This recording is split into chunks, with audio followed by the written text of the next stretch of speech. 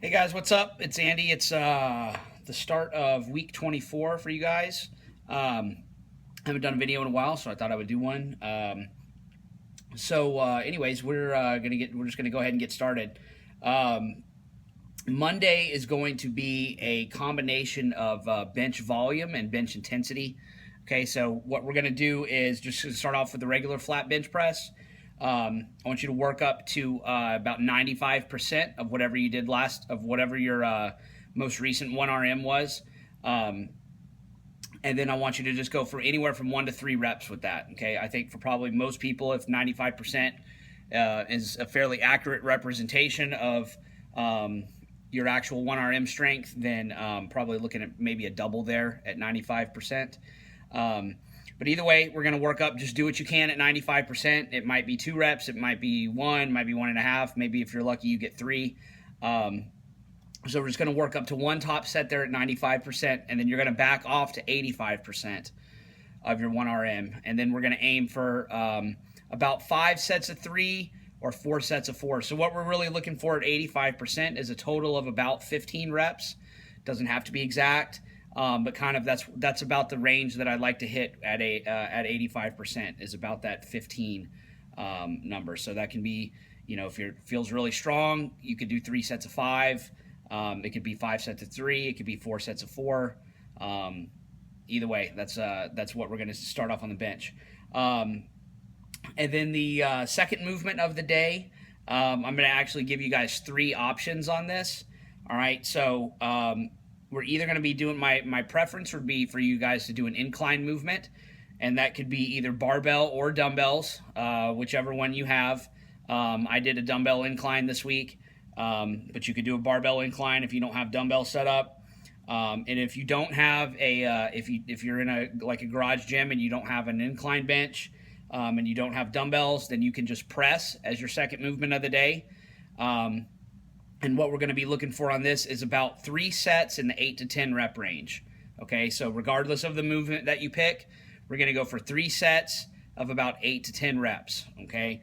Look back through your notes. Look at the last time you did incline, the last time you did dumbbell incline, and see if you can beat that workout, whether it's in weight or whether it's in total reps done, or whatever. But try to set a little small PR on that if you can. And if not, then we're just going to go ahead and press about 3 sets of 8 to 10. You're going to have to guesstimate the weight a little bit on that because we're not used to pressing second. Most of our press workouts that we've done here have been where you're starting the workout with a press, so you're going to be a little bit fatigued. So it's going to be a little bit lighter than what you would normally do. My guess is probably somewhere around 60-65% would be about right. And then just adjust the weight from there. So if it's too easy, you can add a little bit of weight. If you're not in that 8 to 10 range, then you can strip a little bit off. But that's what we're going for as the second movement of the day.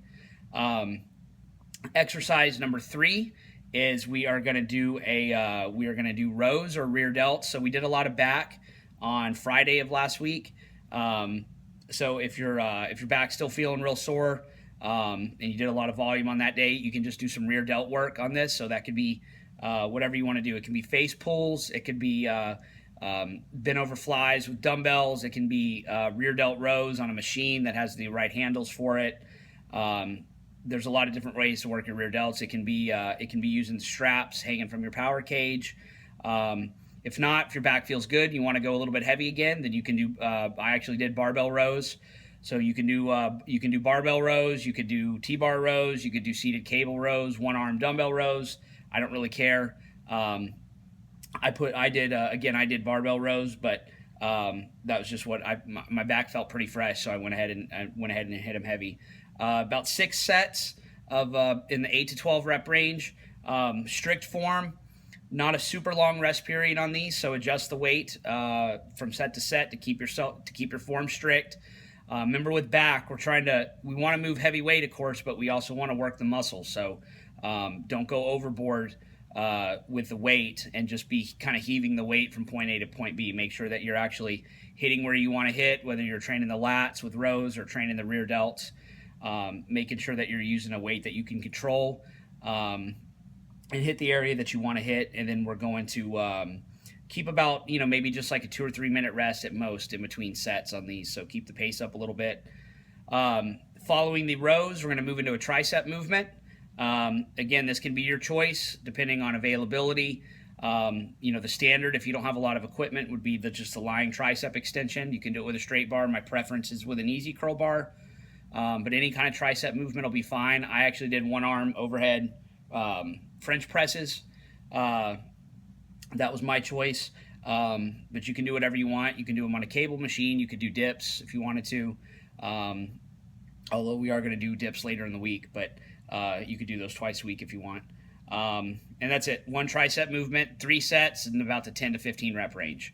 Okay, and that's Monday, and then Wednesday is going to be our volume squat session. And I want you guys to really push this one on the weight, and as well as I want you to push the weight. Sorry, something pop up on my phone. I want you to push the weight as well as the volume on this. So we're going to start just regular old back squat, 85%, about 15 to 18 total reps. So what does that mean? That's pretty much, for most of you, that's going to be 5 to 6 sets of 3 reps, although you could also do 4 sets of 4. I wound up doing 6 sets of 3. And so that would be my preference for most of you, is 5 to 6 sets of triples at 85%. Pretty straightforward workout. Rest what you need between sets to get the volume. Okay, if you're in good shape, it might be 3 to 5 minutes. If you're a little bit out of shape, it might be 5 to 8 minutes. But regardless, the point is for you to complete the weight for the prescribed volume without having to lower the weight down. So following the back squat, we're going to move into either a stiff leg deadlift or a good morning. My guess is that for most of you, this is going to be a stiff-legged deadlift. A lot of you probably don't have a lot of experience doing a good morning. I did good mornings. Actually, I did good mornings with Rogue's rackable cambered bar. Their 14-inch cambered bar. That's actually my favorite apparatus to do good mornings with. But so either way, you can do either exercise. We're going to do either stiff leg or good morning. 3 sets, 5 reps, with as heavy as weight as you can do. For sets across, okay, ideally is what we want to do. So we just did stiff legs for 3 sets of 5 a couple of weeks ago. So I want you to look back through your notes and see what you did there, and try to beat it. Okay, add a little look at how hard it was, and see if you can set a little PR on that on your stiff leg deadlifts. My preference is for you to stand on about a 2-inch little platform for the stiff legs, so you get a little increased range of motion in the hamstrings, but you don't have to do that. If you're a little bit tight in the legs and pulling the bar from the floor to lock out is enough of a challenge on your mobility, then you can just do stiff leg deadlifts from the floor. It's fine. If you can, though, try to pull them from a little bit of a deficit just for a little increased hamstring work. Okay. So that's stiff legs and squats to start with. Pretty well smoked after that, after the squats and the good mornings for me. And you will be too. So we just finished off with a little GPP work. I just did 90-degree back extensions and calf raises, just superset back and forth.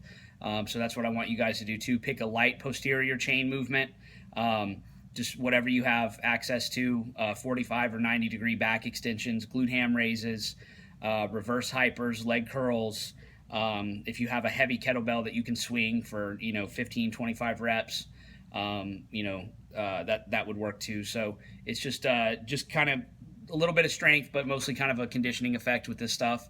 But the posterior chain and calf superset back and forth works good. Just go as fast as you can between each exercise, little to no rest if possible. And we're going to go through that 3 to 5 times, sets of 15 on your posterior chain movement and sets of 30 on your calf raises. So and a lot of times the reason I like to go such high reps on the calf raises is just because it gives me more time to rest between my back extensions. So it takes me a little bit to get through 30 heavy calf raises because I have to do them kind of rest pause style. I don't walk over to the machine and just do crank out 30 because that's not, if I'm doing that, I'm not using a weight that's heavy enough. Usually what I'll do is if I'm going to crank out 30 reps, I'm going to die out around maybe 15, and then I have to step off the machine and kind of stretch my calves for a second. Real short, maybe just 10 seconds, 20 seconds, something like that. And then I'm back on and I knock out 5 or 10 more, step back off for a second, stretch them out again, step right back on, get 5 or 10 more. So it takes a few minutes maybe to get, to get all 30 done on the calf raise, but that gives me enough time to rest in between whatever I'm doing for my posterior chain. So which today was 90-degree back extensions for sets of 15. You know, I wanted to have like a minute or so at least to rest in between sets of that. So, but anyway, that's a good finisher. I really like doing that finisher after the squats and the deadlift. So it just kind of torches everything that wasn't already torched. So felt good to end with that. And then Friday is going to be our press volume day. So once again, we're going to be at 85%. I want you to try to accumulate about 15 total reps. So that could be 5 to 6 sets of 3 or 4 sets of 4, which however you want to do it. I've been losing weight quite a bit during this program. My body weight is down to I'm trying to get down to like 205. I'm going to probably do some more competitions coming up here, so I had to decide whether I wanted to compete at 230 or 205, and I think I'm probably going to compete at 205. So I've actually, the whole time I've been on this program, I've been bringing my body weight down from the 230s, and now I'm down to 212. And presses were anytime you're losing body fat, anytime you're losing weight, no matter how good your nutrition is, how on point it is, your presses are going to suffer. So my presses were a little bit off today, but I wound up doing 8 doubles at 85%. So I had to really grind them out. I was determined to still get my volume in. I was still going to get that 15 total reps at 85%. So I didn't lower. I'm not one to lower the weight. So I kept the weight on the bar and I just ground out 8 doubles. It took me a little while, but I got there. And so, but however you want to get it, hopefully you can get it. And the best is probably 5 to 6 sets of triples. Following the presses, I wound up doing 3 back off sets in the 8 to 10 range.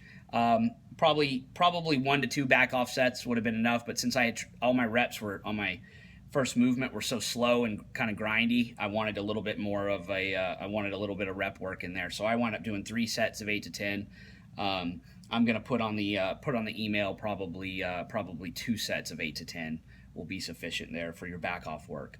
And I actually did my back off work. I actually did behind the neck presses for my sets of 8 to 10. I am not going to prescribe those though on the email for people because some people can get away doing presses behind the neck.